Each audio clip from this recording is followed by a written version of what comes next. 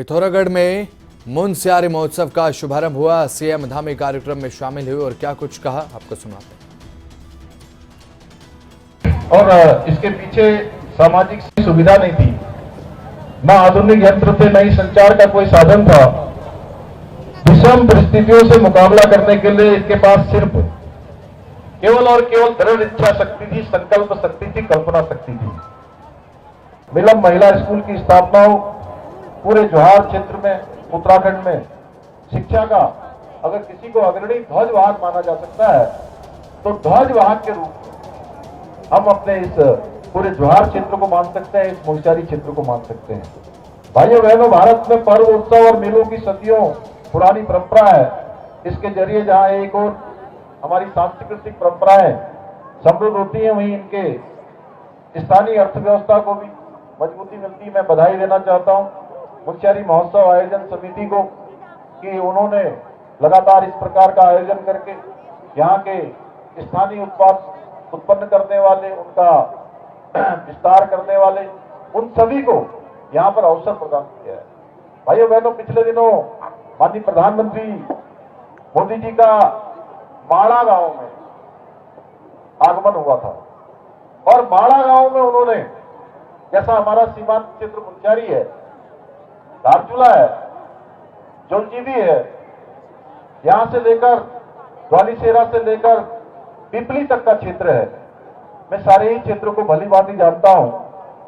उन्होंने कहा कि भारत के जो सीमांत के क्षेत्र हैं, वो सारे के सारे क्षेत्र अब भारत के सीमांत क्षेत्र नहीं होंगे, अंतिम क्षेत्र नहीं होंगे, अंतिम गांव नहीं होंगे, बल्कि उनको प्रथम गांव के रूप में माना जाएगा, प्राथमिक गांव के रूप में माना जाएगा। उनके विकास की जो सीढ़ी है, विकास की जो योजना है, योजन है, विकास के जो प्रस्ताव हैं, वो पहले गांव के रूप में आगे बढ़ेंगे।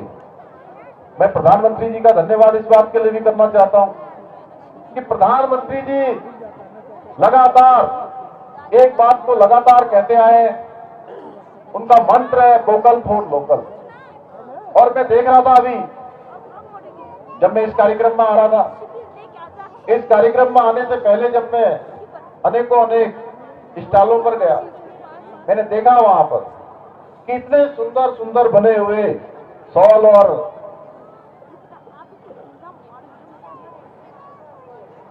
पश्मीना, टोपी, यहाँ के अभी दम, इन सबको प्रोत्साहित करने के लिए उन्होंने पूरे देशवासियों से यह अनुरोध किया है कि आप किसी भी यात्रा में जाएं, उस यात्रा में आपकी जो कुल धनराशि खर्च होती है, उसमें से 5% धनराशि